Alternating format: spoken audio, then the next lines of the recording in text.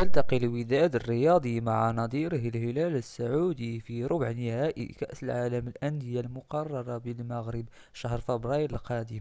وأعلن الاتحاد الدولي لكرة القدم موعد المباراة، حيث ستجرى المباراة يوم السبت 4 فبراير القادم بملعب مولاي عبد الله بالرباط، بداية من الساعة 3:30 زوالا.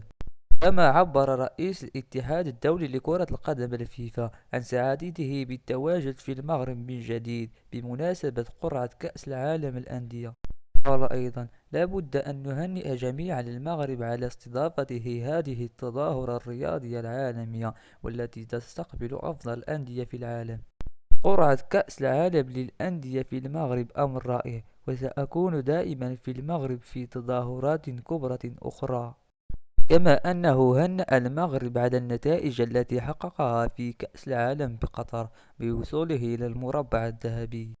وأضاف رئيس الفيفا: المغرب حقق نتائج رائعة في المونديال، الجميع عبر العالم كان يشجع هذا المنتخب. في الختام نتمنى التوفيق لجميع المحترفين المغاربة. في أمان الله ومع السلامة.